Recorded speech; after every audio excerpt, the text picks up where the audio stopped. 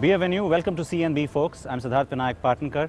It comes around once every 2 years and it is always action-packed. We are at the 2014 Paris Motor Show. And when I say we've got the team here with us because Team C&B will be bringing you the best. We've got Balakrishnan and Ameya, both of them joining me. And we're going to go into the Porte de Versailles facility. It's a massive campus, as these guys now know. And we're going to bring you the very best of the show. You guys all set? Yep. Let's go. Let's go. Okay.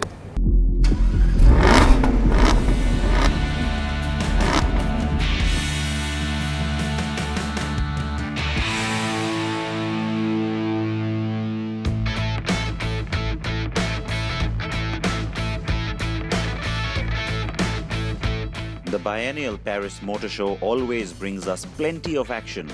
While it is a home show for the French, it is also one where the Germans, Americans and Asians come with their full artillery and plenty of new launches. Here are our top picks from this year.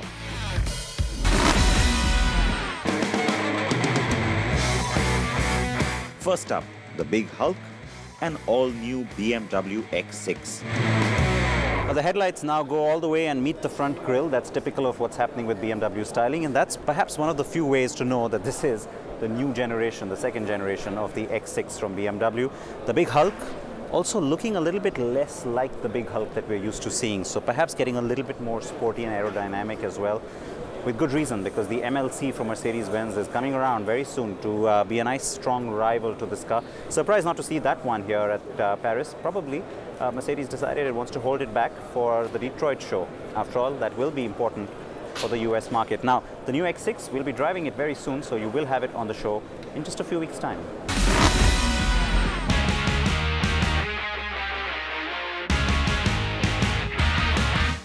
Volkswagen has been on a rampage when it comes to facelifts in India. We've seen the Polo, we've seen the Vento, but now there is a new generation of the Passat that will come to India. This is the 8th generation of the Passat, and it will come with the 1.4-litre TSI petrol and the 2-litre TDI diesel.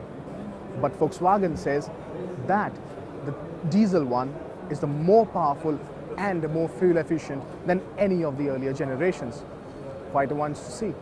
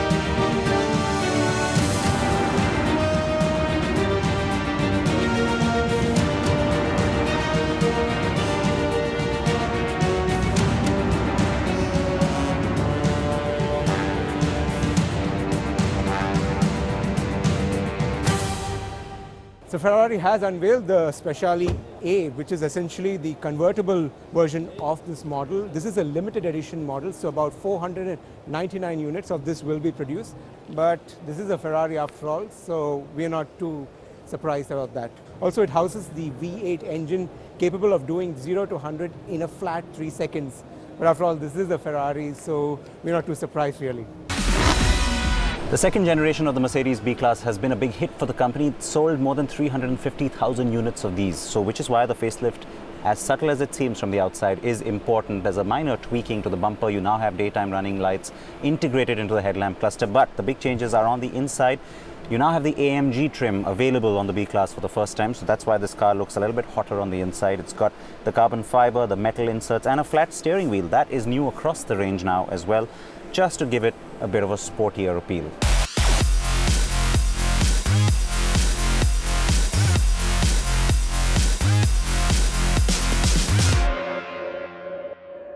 I mean, altogether, our plan for expansion, our plan for leadership has as one strong ingredient the compact car segment, which is a huge segment and which, even more importantly, gives us the opportunity to win over new customers, conquest sales. It does this job perfectly well. We have up to 80% conquest rate, which is kind of unheard of. Of course, India is a young market as far as the population is concerned and the car market, and therefore these cars are very well suited for the Indian market as well and will give us the momentum to go ahead in this market as well.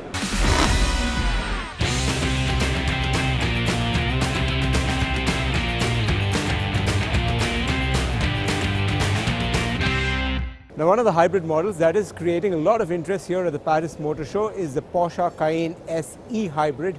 This is the third plug-in hybrid from the Porsche stable, clearly outlining the strategy for plug-in hybrids from Porsche. Now, this plug-in hybrid will replace the Cayenne hybrid, which had ended production a few months back.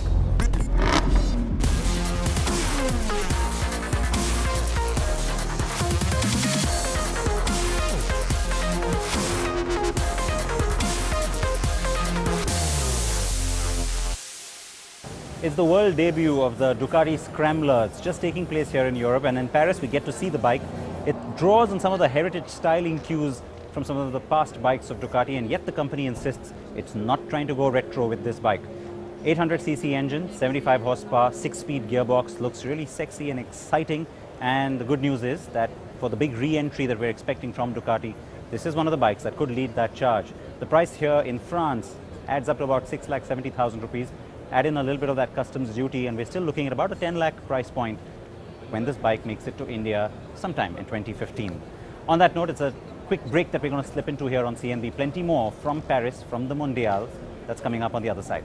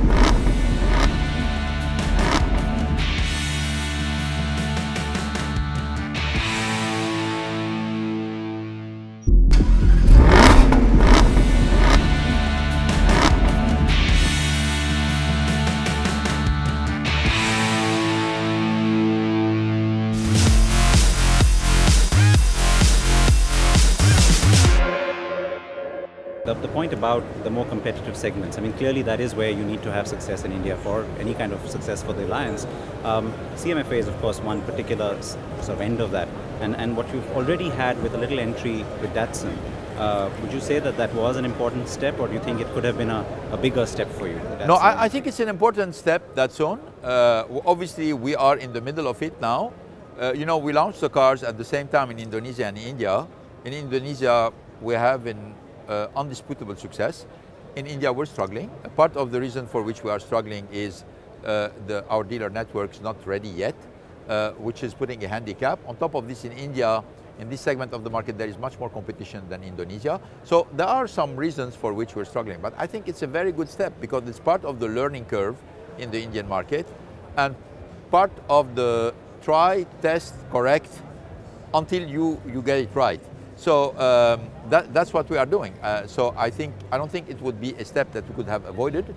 I hope it's going to be finally a big success, which we're still working toward this. And if not, at least we'll learn about why, and then we'll come with a correction. You've started to now expand the locally produced car portfolio in India. We've just had recently another variant of the XJ drive-in, which is driving out of the Pune plant. Are we now close to a point where you will start to think about either expanding that plant or looking at a new facility?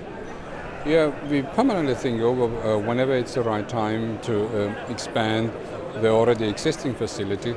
But that means also that we have to have a critical mass to make it happen. And so we are very optimistic that whenever the economy comes back, that we are there right on time. We continue with our top 10 from the 2014 Paris Motor Show. At number 5 is SUV specialist Land Rover with the all-new Discovery Sport. It's a very different character you see on this particular show car. The blackened elements, the grille, blackened headlamp cluster, black inserts in the bumper, and a black little bit of a fender air vent kind of a feel, and of course the black alloys contrasting beautifully off this really hot orange.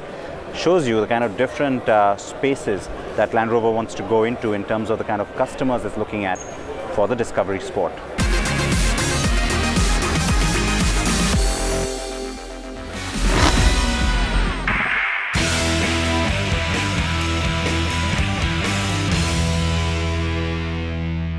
Now, needless to say, Lamborghini creates a lot of excitement at whichever motor show, even if it's a new launch. But this year, it's a lot more special because it's a plug-in hybrid that's coming in from Lamborghini. Yes, a plug-in hybrid called the Asterion from Lamborghini. But no worries, there is still enough power there. It's a V10 engine, about 910 horsepower. So it's still quite a beast, but does it still have the Lamborghini character? We earlier caught up with Stefan Wilkeman, the CEO of Lamborghini, to get a sense of this plug-in strategy. What about the overall strategy? Is this part of the overall strategy for Lamborghini itself to get into something like this, or is it still going to be still at the concept stage? This is a concept stage. It's clear that the legislators are pushing every brand to reduce emissions. There is a limit to certain technologies, so we have to evaluate every possible path. At time being, for Huracan and for Aventador, we are perfect with the naturally aspirated engines, and this is not stopping us to test the market for future visions or ideas which might come up in the name of Lamborghini.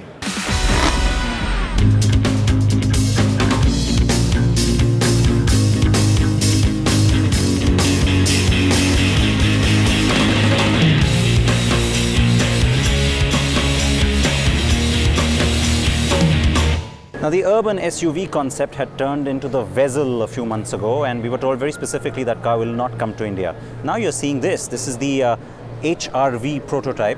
Yes, again, it's a prototype, but it looks like a production car in terms of the shape, size, attribute, even the styling up front and the face, very much like what you're seeing on Hondas these days. The question, is this what we're going to finally get? Because Honda needs to move fast now on getting us a subcompact SUV, isn't it? Well, the only other question that remains is, will it be something like this, or will it be one that's based on the Brio Amaze platform as well?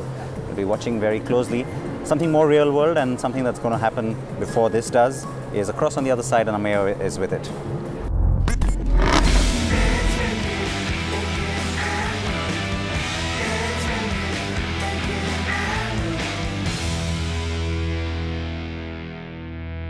So I'm here with the CR-V, which is bound to come to India. And we can see that there are marginal changes made. Like at the front, there are these garnish of LEDs. And of course, then there is the rear, which sees a garnish of chrome. The only thing I can't understand is, it looks production ready. Then why is it called a prototype? Skoda's third generation Fabia is a wider, longer and shorter car than its predecessor, and it has a sharper, more angular design and will sport a host of connectivity and convenience features. It has gone on sale in Europe with competitive pricing and engine options ranging from a 59 bhp 1-litre petrol to a 104 bhp 1.4 TDI diesel. Still no word on when the car will come to India.